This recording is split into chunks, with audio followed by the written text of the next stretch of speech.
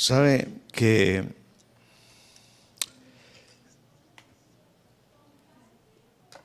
quisiera irme rápidamente a una serie de cosas que creo que han estado coincidiendo, ¿no? Así como usted ha visto que se formaron 3 grandes huracanes en el Pacífico, que ya no fue nada pacífico, y 3 grandes tormentas en el Atlántico. Hay cosas que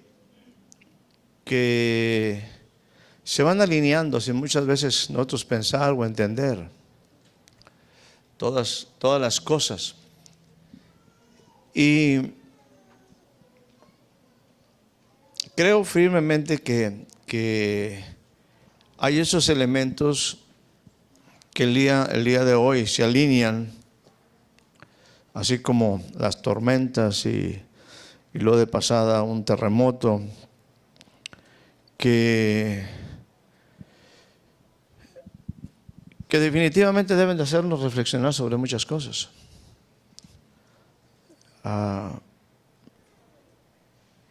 Hay que ser sabios, dice la Biblia, en conocer los tiempos. Las últimas ocasiones que Dios me ha hablado,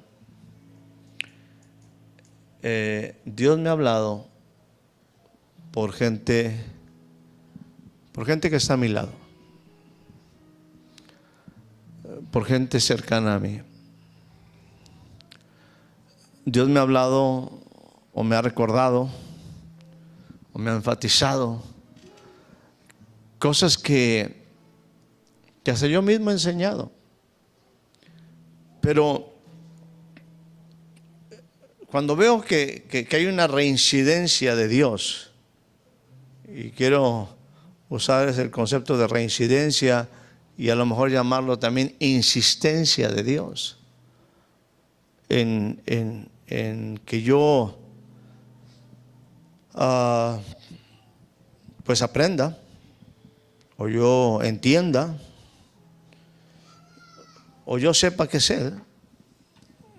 Algunas veces eso le llamamos nosotros diferentes formas, confirmaciones, ¿no?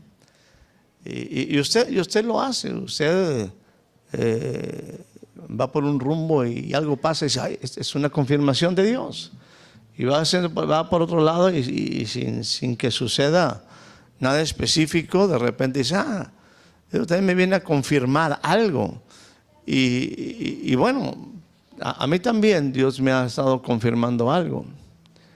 Me ha estado insistiendo y yo tengo que ser muy sensible a lo que Dios quiere hacer, decir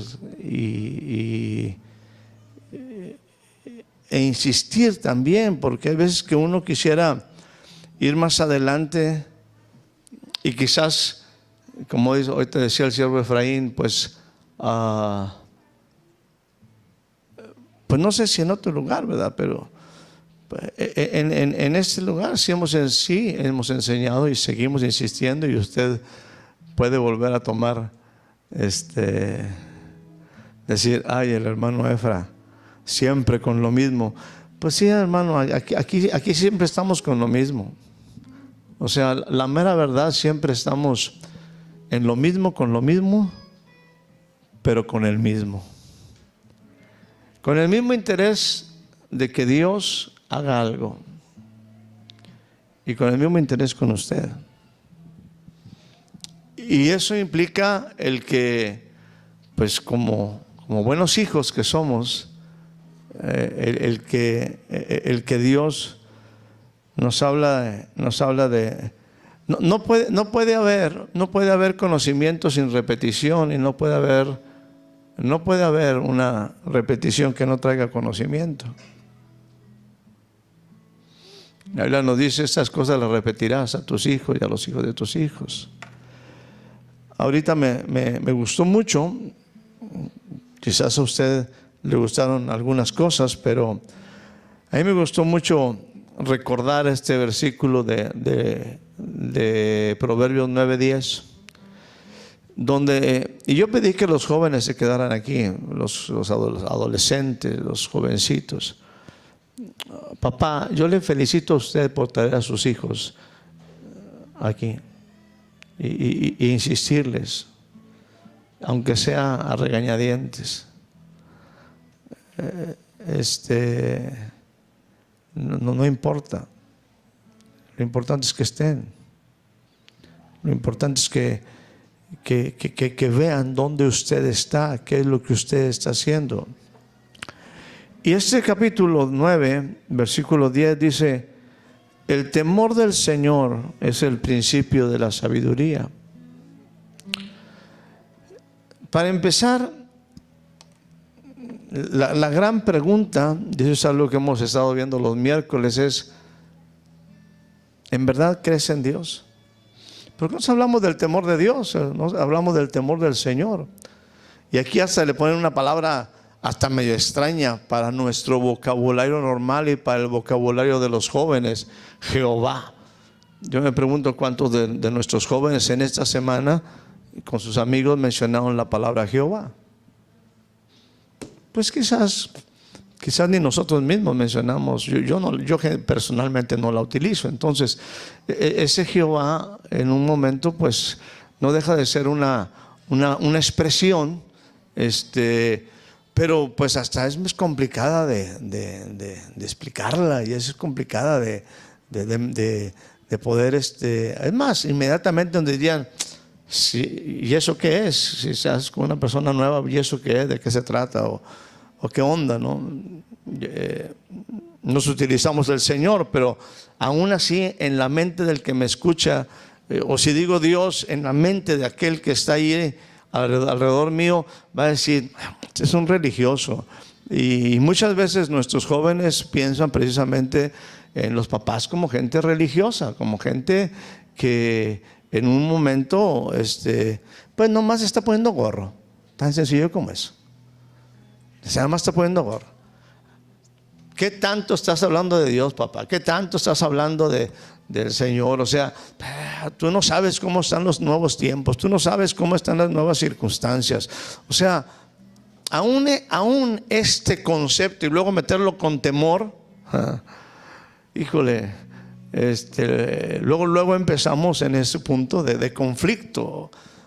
Ya de por sí, insisto, Jehová, el Señor, Dios es conflicto para la mente, la ideología o los nuevos tiempos en los jóvenes. Ahora decirle de temor, pues no, pues yo no le tengo miedo a nada. Y bueno, un montón de situaciones que usted por ahí sabrá. Pero me voy a la otra parte, me voy al otro punto, y dice: y el conocimiento del Santísimo. Madre mía, madre mía. No solamente el temor del Señor, sino el conocimiento del, déjeme decirle, 3 veces santo. Eso es lo que significa santísimo, 3 veces santo. Y pues lo que conocen más o menos los jóvenes del santo, pues son los que les gusta la lucha libre. Y es lo único. O sea, desde ahí no hay un concepto así muy entendido de que ahora santísimo, pues bueno, pues de qué se trata, ¿no? O sea, son puros términos que parecieran, insisto, muy religiosos, muy de conflicto de lo que un joven o una persona le gustaría entender. Pero aquí habla de tremendas verdades. Esta es una tremenda verdad que nosotros, no me atrevo a preguntarle: papá, si usted cree esto, para no meterlo en problemas, pero si usted aún tiene dudas o aún no lo entiende, pues imagínese sus hijos. ¿Cómo yo voy a enseñar el temor del Señor? ¿Cómo yo voy a enseñarle que ese es el principio? Y a mí me gusta utilizar mucho este punto. El principio es en 2 connotaciones. el principio en el que opera la sabiduría es el temor del Señor.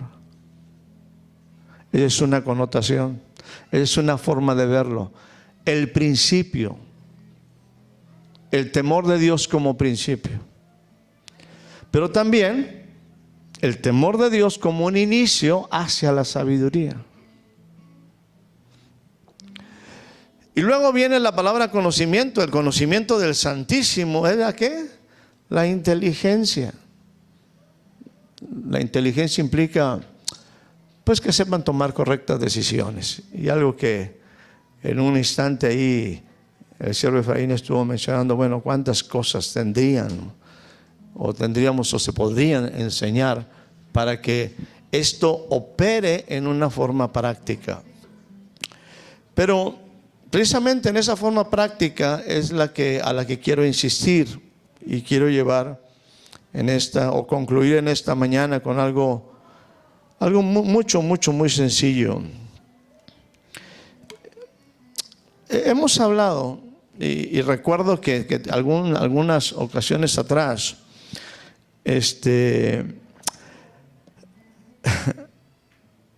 yo ya no quería hablar de la casa, no quería hablar de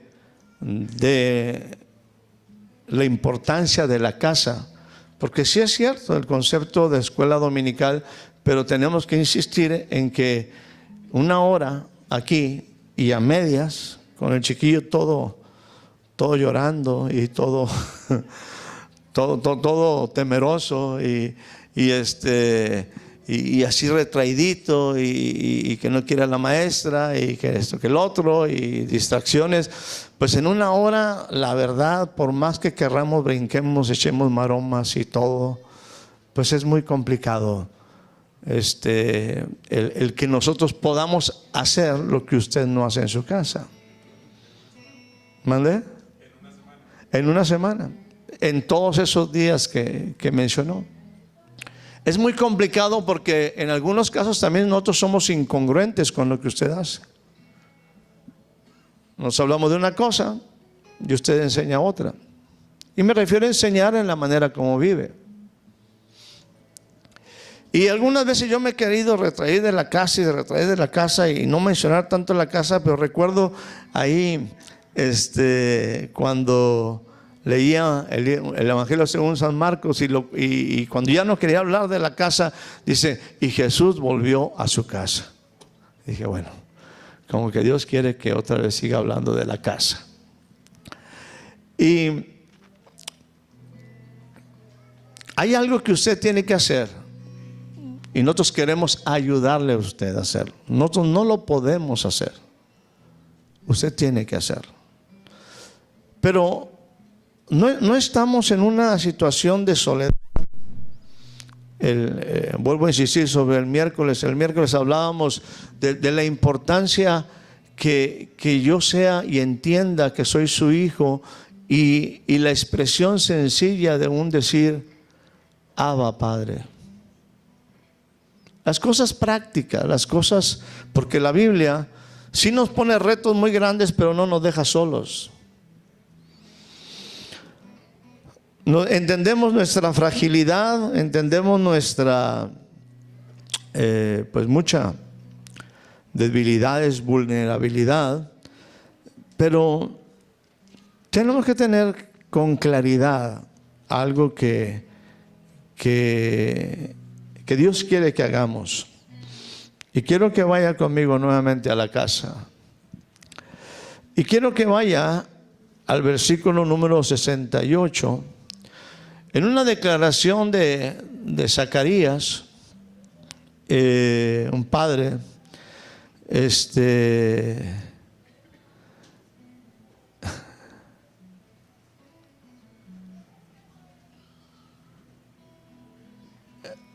del Evangelio según San Lucas, capítulo número 1, el versículo